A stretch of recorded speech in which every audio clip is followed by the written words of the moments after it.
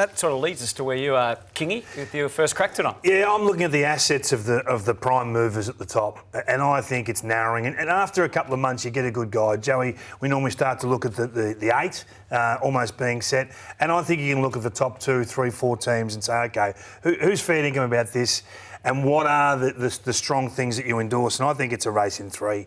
And I reckon it's separating pretty quickly. I reckon you look at the disarmers in Geelong who take everything off you. They're all about making you play left-handed in a lot of ways. Their defensive stuff is absolutely brilliant. Their defensive 50 is terrific. Their forward 50 is terrific. They've got an even spread of contributors.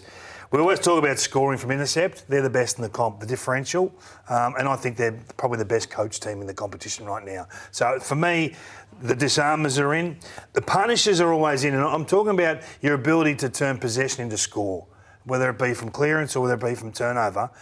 And I think the GWS Giants have gone to a level that is going to be very difficult for all other teams to combat, whether you're doing it defensively or whether you're trying to go with them on the offensive side of the program. Their handballing damage is just ridiculous. They're the Corridor Kings. They've got the best attack in the competition. It's rated number 1. And they're pretty healthy. You know, they've got a couple coming back, but they're in a good space. And in the end, I think health's the only thing that'll stop them. And then you've got the killers in Carlton. So for me, they're the big 3. The disarmers in Geelong, the punishers in GWS, and the killers in Carlton, who are getting back to what we thought they were at the start of the year. I mean, their ball movement stuff was good for the first month or so. But their contested possession game is the best in the competition. Their clearance game, their ability to punish from clearance is the best in the competition, about almost 25% better than the AFL average. They're top 3 for their ability to punish from intercept, so they're still well serviced there, despite not being their number 1 strength.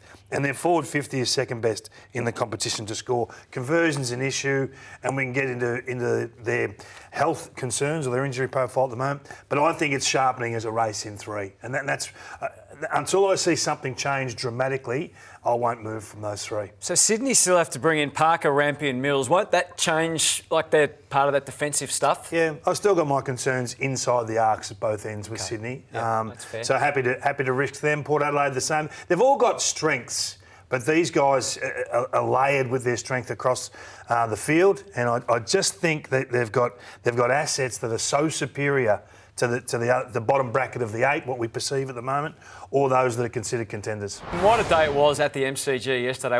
It has 87,000 packed in.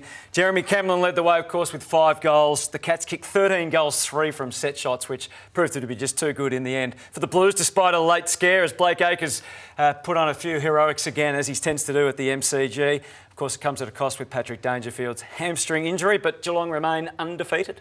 Great game of footy, wasn't it? And did you love the 4:30 Saturday? Well, I was going to mention at the end, but I actually think this Saturday twilight in Melbourne, not every game has to be in Melbourne, but I think this is an undervalued time slot.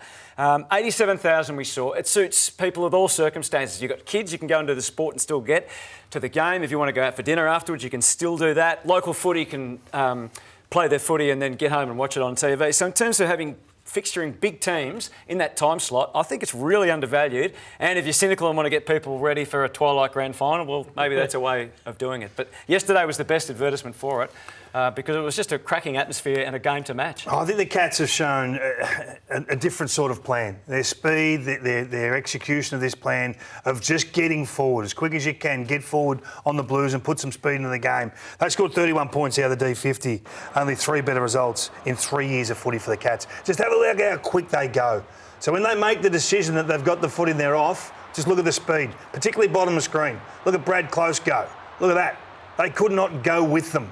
And they put 10, 15, 20 metres on them regularly. It was unbelievable what had happened all day.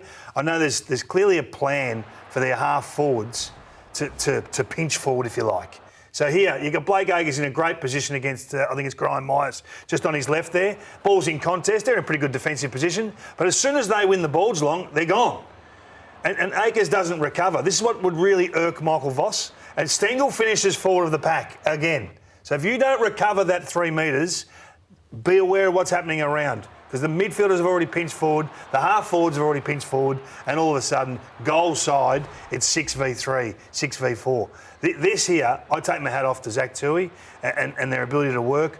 Reece Stanley cops a lot of negative feedback, but just have a look at what they do here to open up space through the whole midsection of the ground.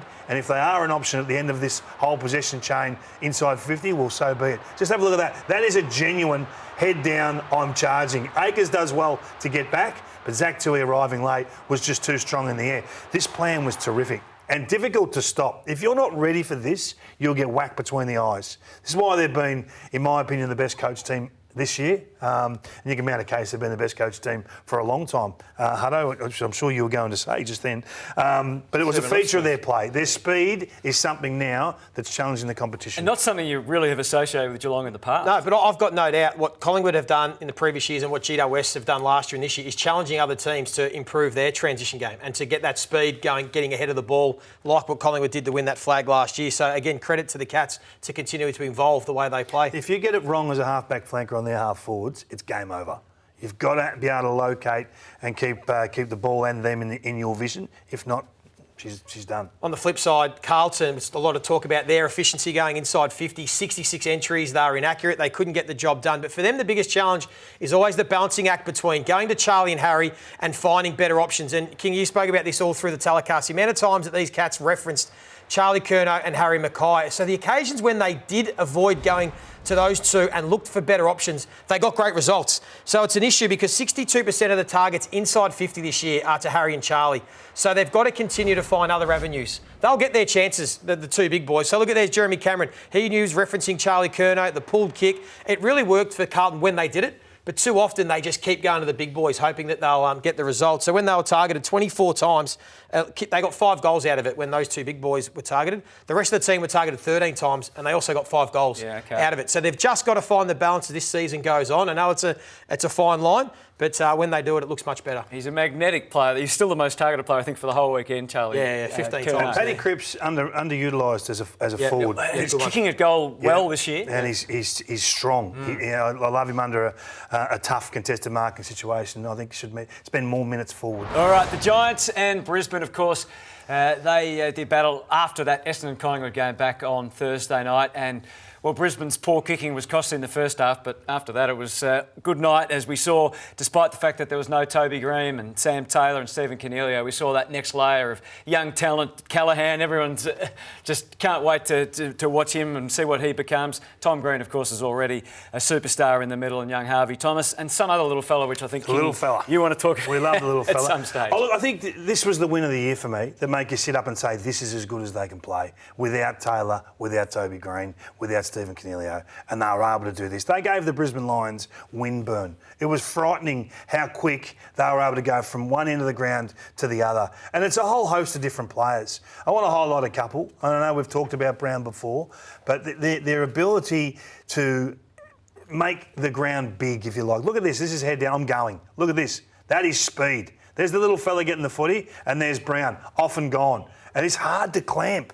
They are going to be a handful for every team they play going forward. They will equipped to handle this Brisbane. So in 40-odd minutes of footy, so mid-second quarter to the start of the fourth, they kicked 9 goals to 4 points.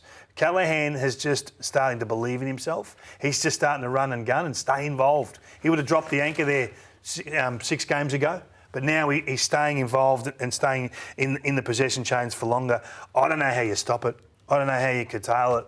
They're going to make life difficult for a lot of teams at the top. I can't wait for the weekend when they play the Sydney Swans, and we get a greater guide on both of them, I guess. It's going to be a cracking game. It's going to be a cracking game. There's going to be some unbelievable football played in the next couple of weeks, and I'm most looking forward to this game. But they've got weapons and artillery that other teams just simply don't have. And you look at their ability to punish. You give them the football at a stoppage, and they're second best. Carlton are just slightly better than them.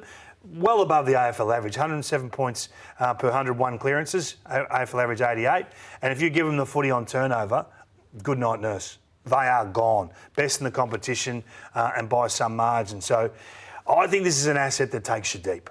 You know, they've just got to stay healthy like all teams do. But they bat deeper now than what they ever have. Their first 22 have always been pretty good, and they've wandered a little bit, that next 5 to 6 players, but they're just unveiling them now. Well, they are. Some of those even younger ones who particularly took your fancy are starting to get opportunities and play very well. Yeah, they've got talent everywhere. And they're missing three of their best players, or probably their three best players. So, massive win. But Brisbane, that's happened a lot to them this season, where when a team's put the foot down, they just haven't been able to go with them. Generally, it's been midway through the second quarter, and teams have piled on goals against them. So, something they need to look into.